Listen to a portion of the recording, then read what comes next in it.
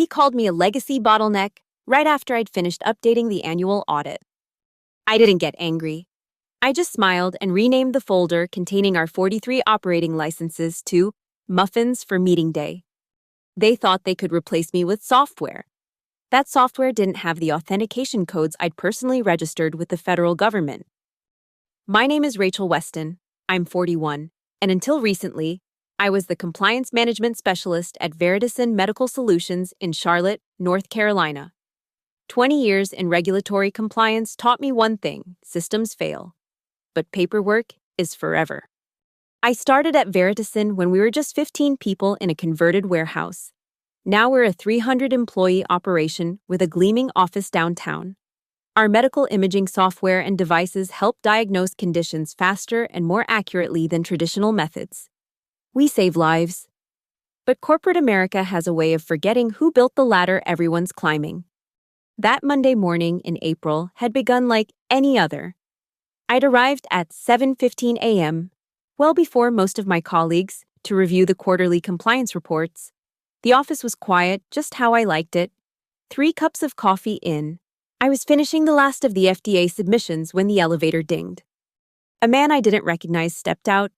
Designer suit, expensive haircut, and that particular brand of confidence that comes from never having been told no. He glanced around like he owned the place. "You must be Rachel," he said, approaching my desk. No introduction, no pleasantries. "And you are," I asked, not bothering to hide my irritation at the interruption.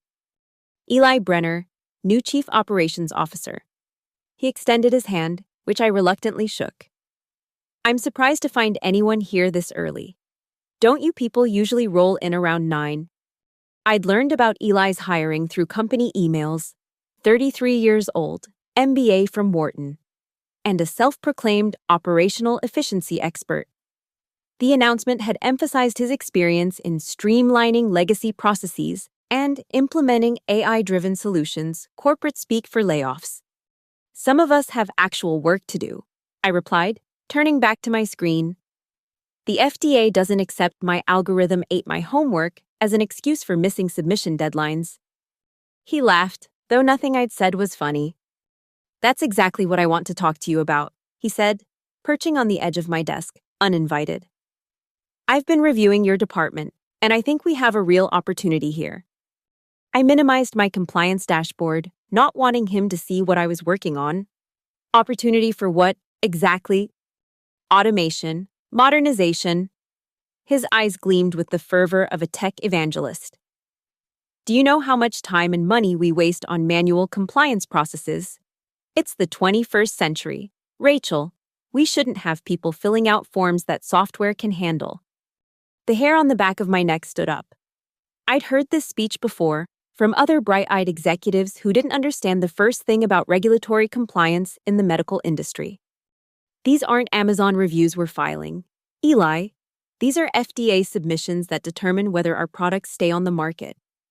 He waved his hand dismissively. "I'm well aware. That's why we're implementing Complibot next month." Complibot. The name alone made me want to roll my eyes. It's an AI-driven compliance management system. My former company developed it well, technically a subsidiary I advised. It automates regulatory filing, monitors requirement changes, even generates responses to agency queries. He beamed like a proud parent. "It's going to revolutionize how we handle compliance." I'd heard enough. "And who's going to validate this system? Who's going to take responsibility when it misinterprets a regulation? Who's going to testify in front of the FDA when something goes wrong?" Eli's smile faltered slightly. "The system has a 99.7% accuracy rate in testing. That's better than any human." "Testing isn't reality," I countered. "And the FDA doesn't accept computer-generated signatures on official documentation." "Actually, they do now," he said, looking smug. "The 2022 Digital Signature Authentication Act allows for it, provided the system meets certain security parameters, which Complibot does." He was right about that.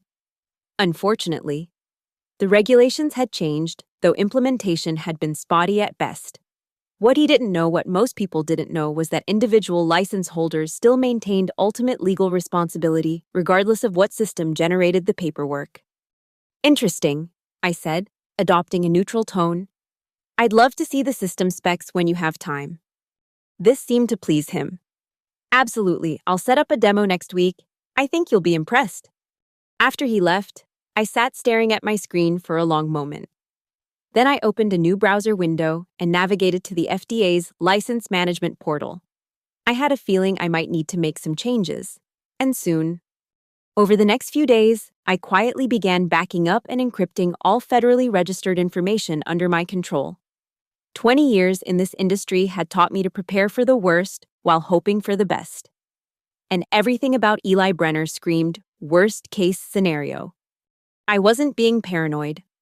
By Wednesday, the company-wide email went out announcing a structural reorganization assessment to optimize operational efficiency and leverage emerging technologies. Everyone would need to reapply for their positions. New job descriptions would be posted by the end of the week. The younger employees seemed excited by the change. All that talk of innovation and technology appealed to them. My team was more reserved. We'd been through these reorganizations before, though usually they weren't so transparent about replacing people with software. When Friday came, I reviewed the new job postings. My position: Compliance Management Specialist had been replaced by Digital Compliance Solutions Architect. The requirements included 5+ years experience with machine learning implementation and advanced programming skills. Nothing about regulatory knowledge or experience with federal agencies. The message couldn't have been clearer if they'd printed, "Rachel Weston need not apply," at the bottom of the listing. I spent the weekend preparing. I didn't rage or cry or drink myself into oblivion, though all were tempting options. Instead, I methodically went through my employment contract, particularly Section 9.4 regarding intellectual property and regulatory certifications. I reviewed the federal licenses I'd obtained for the company over the years, 43 in total, covering everything from medical device manufacturing to biohazard handling, collectively worth about $40 million in operational capability. On Monday, I arrived early as usual, but this time, I brought with me a slim folder containing my employment contract and a notarized statement regarding those 43 licenses, all of which listed me personally as the responsible party. By 10 a.m., Eli had summoned me to a conference room where he sat with Haley, a 22-year-old intern from the marketing department who'd once asked me what FDA stood for. "Rachel, thanks for coming," Eli said, not bothering to stand. "This is Haley Chen. She'll be shadowing our meetings this week." I nodded at Haley, who smiled nervously. Poor kid had no idea she was being set up as my replacement. "I wanted to discuss the transition plan for your department," Eli continued. "As you know, we're moving to an automated compliance system. Most of your current duties will be handled by Complibot, but we'll need someone to oversee the system implementation and manage exceptions." I smiled. "And you think Haley is qualified for that role?" Haley shifted uncomfortably. Eli's expression hardened. "We're exploring several candidates. Haley has shown exceptional aptitude with our other digital systems." "I'm sure she has," I replied, opening my folder. "But I wanted to make sure you're aware of a few things before we proceed." I slid a document across the table. "This is Section 9.4 of my employment contract, which specifies that all regulatory certifications and licenses obtained through my personal credentials remain under my sole authorization unless formally transferred to another qualified individual, not a system. An individual with written consent from both parties and notification to the relevant agencies." Eli glanced at the paper, clearly annoyed. "That's standard language. The company owns all work product." Actually, federal licenses aren't considered work product under regulatory law. They're legally binding authorizations attached to a certified individual. I pushed another document forward. "This is the complete list of licenses and certifications currently registered under my name that enable Veritacin to legally operate." Eli picked up the list, his eyes widening slightly as he scanned it. 43 licenses. He looked up sharply. "Why would one person hold all these Because I'm the only Level 4 regulatory compliance officer in the company, I said calmly. It's actually more efficient this way. One person to be accountable rather than spreading the liability. Well, we'll need to transfer these immediately, he said, setting the paper down with forced casualness. Haley, make a note to get legal working on this. Haley looked like a deer in headlights as she fumbled for her tablet. Transfers require the consent of the current holder, I reminded him, and the approval process with federal agencies typically takes 30 to 60 days, assuming the new holder meets all qualification requirements. Eli's jaw tightened. Which you would provide, of course, as a professional courtesy? I smiled. Absolutely. Once I understand the capabilities of my replacement, I'd be happy to begin the transfer process for any qualified individual. The system will handle most of it, Eli insisted. Federal law requires a human licensee, regardless of what system is being used. I countered. Specifically, someone with a minimum of 5 years direct experience in medical regulatory compliance and documented training in at least 15 specialized areas. Haley was typing frantically, probably Googling these requirements to see if I was making them up. I wasn't. Eli leaned back, studying me. What exactly are you saying, Rachel? I'm saying that I'm happy to cooperate with any transition plan that complies with federal regulations. I'm also saying that without proper license transfers, Veritasin cannot legally sell products, conduct clinical trials, or even maintain its inventory of controlled substances. The threat hung in the air between us. Eli knew I had him cornered, at least temporarily. Without those licenses properly transferred, his grand automation plan would crash before it could launch. I'm sure we can work something out, he said finally, his tone artificially light. Perhaps a consulting arrangement during the transition. Perhaps, I agreed, gathering my papers. I look forward to seeing the Complibot demo. As I stood to leave, Eli added, just to be clear, the reorganization is happening. Rachel, technology moves forward, not backward. I paused at the door. You know what's fascinating about regulations, Eli? They don't care about technology. They care about accountability. Someone's signature has to go on those forms, and someone's career has to be on the line if something goes wrong. I left him with that thought, returning to my desk where I quietly logged into an admin panel I'd created 5 years earlier during our last system update. It was deliberately undocumented, accessible only through a specific sequence of seemingly unrelated actions.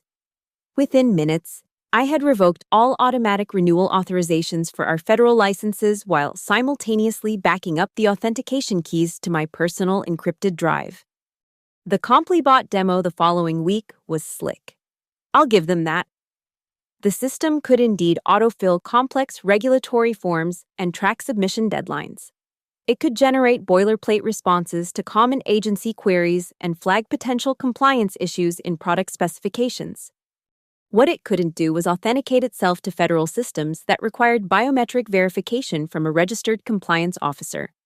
Nor could it exercise the judgment needed when regulations conflicted or apply for discretionary exemptions, which happened more often than anyone outside the industry realized.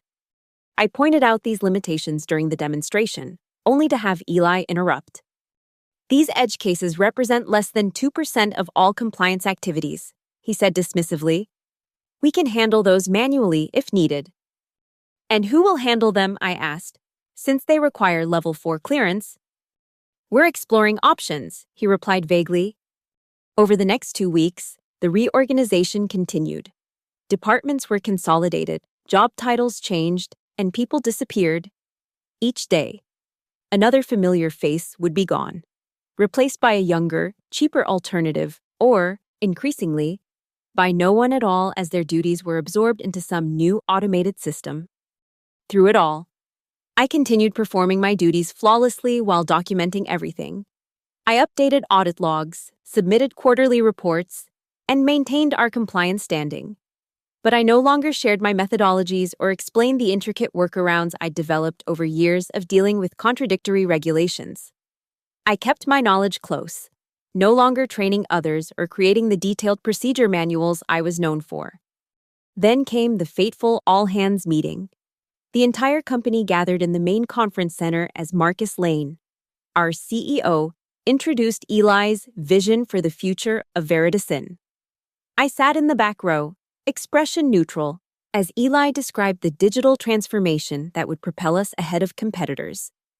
By automating routine tasks and leveraging AI, we'll reduce overhead by 30% while increasing output by 50%.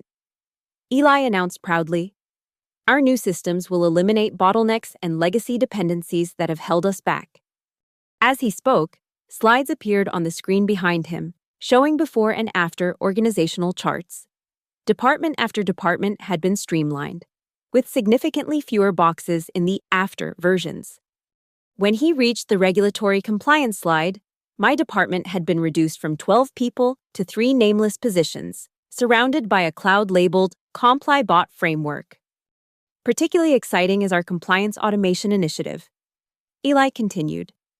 For too long, we've been dependent on manual processes and institutional knowledge that create single points of failure. CompliBot changes all that, distributing compliance intelligence throughout our organization while maintaining the highest standards of accuracy.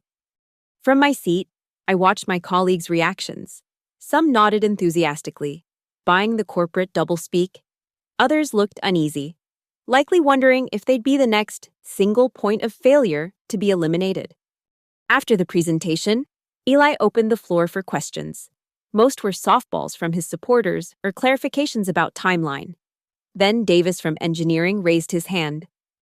What happens to the people whose jobs are being automated? Are they being offered training for these new roles? Eli's smile never faltered. Great question. We're offering repositioning opportunities where appropriate, but we have to acknowledge that not everyone will fit into our new structure. That's the reality of progress. His eyes found mine across the room. Some roles simply become obsolete. Some skill sets are no longer aligned with where we're headed. We can't let nostalgia for how things used to be done hold us back from embracing the future. The message couldn't have been clearer. I was obsolete, a relic, a legacy bottleneck. After the meeting, I returned to my desk to find an email requesting my presence in HR at 2 p.m. I'd been expecting it, of course. I spent the intervening hours quietly finalizing my preparations, making sure every license status was documented in my personal records. At precisely 2 p.m., I walked into the HR office where Eli sat with Barbara, our HR director, who looked distinctly uncomfortable. "Rachel, please have a seat," Barbara began. "As you know, we've been reevaluating all positions as part of our reorganization." "Cut to the chase," I said calmly. "You're letting me go." Barbara flinched, but Eli nodded. "Your current role is being eliminated," he confirmed. "The new compliance structure doesn't require a traditional compliance specialist." "I see," I said. "And who will be taking over responsibility for the federal licenses?" "The system will manage the renewal processes," Eli replied. "Haley will serve as the human interface when absolutely necessary." I suppressed a smile. "Congratulations to Haley. I'm sure she'll do wonderfully once she figures out what the FDA is." Eli's eyes narrowed. "We'd like to discuss a transition consultation arrangement." "No, thank you," I interrupted. "I think a clean break is best for everyone." Barbara slid a document across the desk.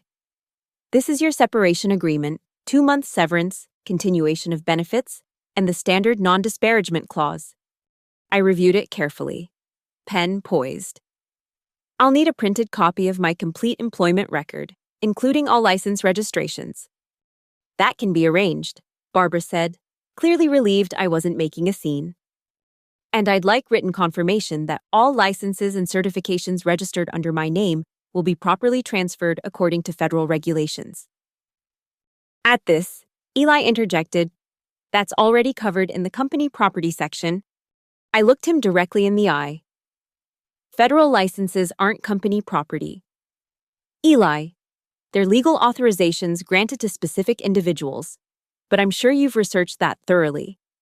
Without waiting for his response, I signed the agreement, requested my printed records, and stood. "I'll clean out my desk. Do I need an escort, or can I be trusted not to steal paper clips on my way out? Barbara assured me no escort was necessary. As I left, Eli called after me. I hope there are no hard feelings, Rachel. It's just business. I turned back with a pleasant smile. No hard feelings at all. Everything happens exactly as it should. I cleared my desk methodically, taking only personal items and leaving behind the company laptop. As I packed, colleagues stopped by, some offering awkward condolences, others avoiding eye contact altogether. I maintained my composure, smiling and assuring everyone I would be fine. At 4:30 p.m., I walked out of Veritacin Medical Solutions for the last time, carrying a single box of belongings and a manila envelope containing my employment records. My face betrayed nothing of what was to come. That evening, at precisely 7:06 p.m., I logged into the Federal Medical Regulatory Commission's portal using my personal credentials. One by one, I revoked authorization for all 43 licenses registered under my name. With each cancellation, I cited the same reason: termination of responsible party relationship with registered entity. The system asked multiple times if I was certain, warning of the operational implications. Each time, I clicked confirm. At 7:32 p.m., I received the final confirmation email. All license authorizations have been successfully revoked. Registered entity Veritacin Medical Solutions has been notified of status change. I closed my laptop, poured myself a glass of wine, and slept better than I had in months. The next morning, I deliberately slept in, enjoying the luxury of not setting an alarm. Around 10 a.m., my phone began buzzing incessantly. First came texts from former colleagues. What the hell is happening? All systems are locked down. Did you know about this FDA portal showing all licenses revoked? Then emails from Veritacin's general counsel, progressing from professionally concerned to desperately pleading within the span of 2 hours.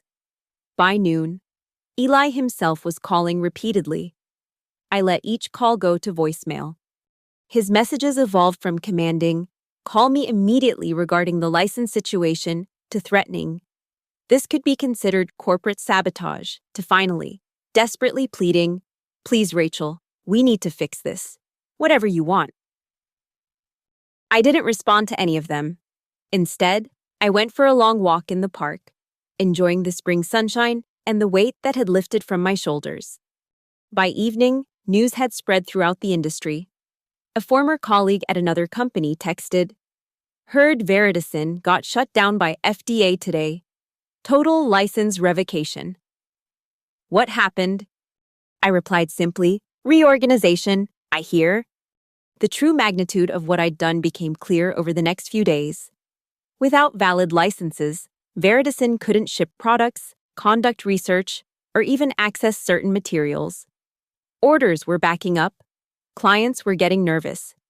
Regulatory agencies were demanding explanations. And through it all, their fancy new CompliBot was utterly useless.